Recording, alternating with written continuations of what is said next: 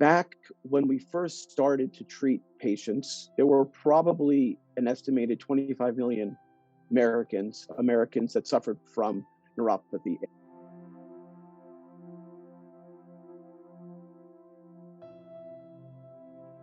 Of patients, maybe in the tens of thousands at this point. At the very least, thousands of patients have been through our doors.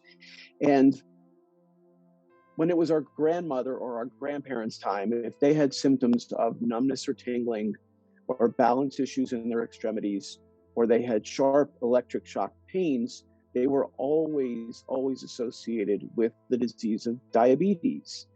And we've come to know, just like in science, you know better, you do better.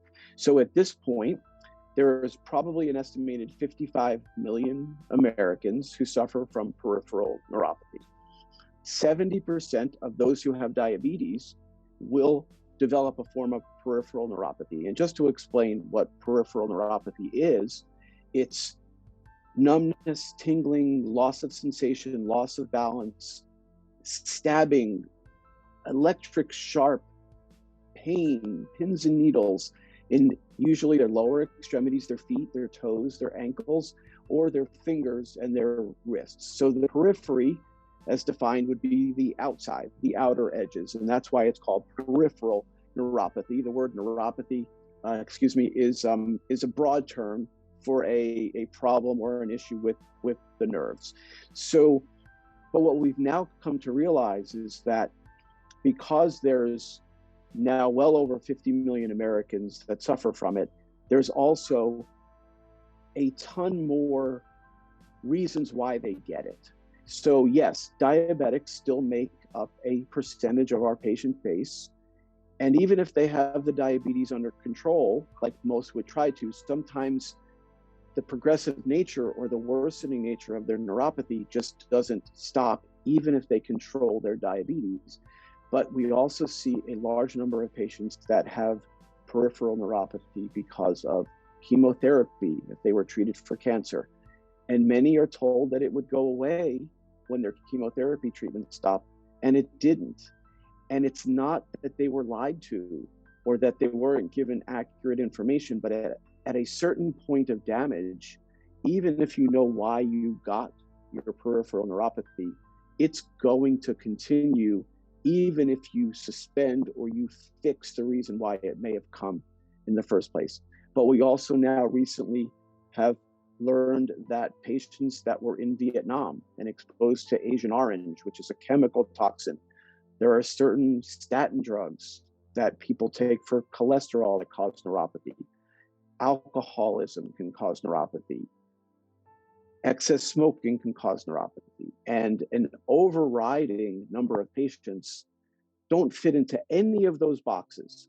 But we also know that at this point, of the 50-ish million Americans, 30% of those suffer from neuropathy because of what is called idiopathic or unknown reasons. So they weren't diabetic, they didn't have chemotherapy, they don't drink or smoke, they didn't or don't take statin drugs for cholesterol, they lead a very healthy lifestyle, but yet they still suffer from this progressively worsening.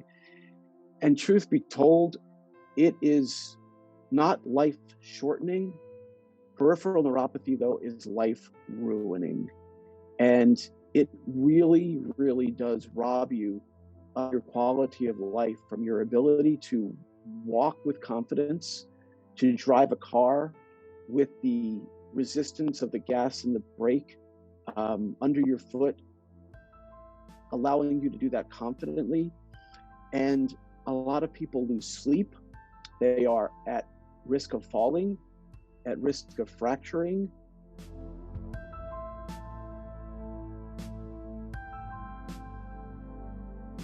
So oftentimes, neuropathy is a irritation of those nerves inherently. The nerves are not able to grow, repair, and regenerate because of the condition.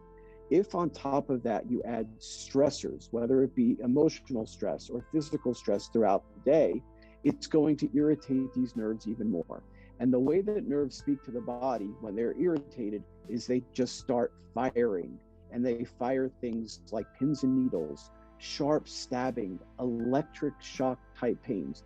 Some people have the opposite, where they can't feel anything and they could hardly walk without falling. But another phenomena occurs as well.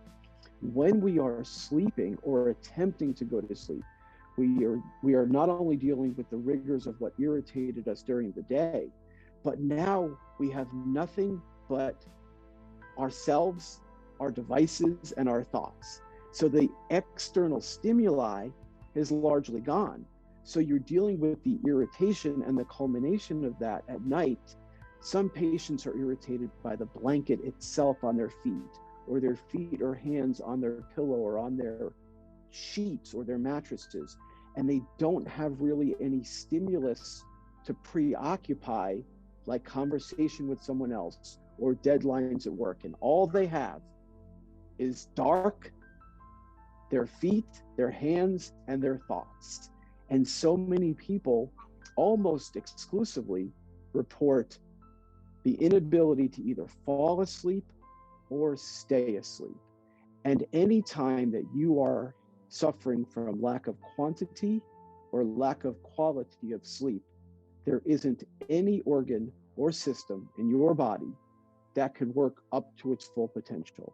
So these people, in addition to their neuropathy being worse, they fall more often, they get sick more often, they break down more often, they are more stressed, they yell at their dog or cat, they kick the purse across the room. Their fuses are shorter because nothing is working as well as it should. Every single function of our body, neuropathy, brain function, immune function, muscular function, it is all determined and predicated on quality and quantity of sleep. So if you are getting a reduced quantity or reduced quality, everything is going to suffer. When our patients start to improve, so too does their quality of sleep or their quantity of sleep. So every aspect, it's not magic. If you get better sleep, if you get lengthier sleep, more restorative sleep, your immune system is better, your muscular system is better, your nervous system is better. For my purposes, it's the nerves, but you lead a better quality of life because your entire system works at a higher level.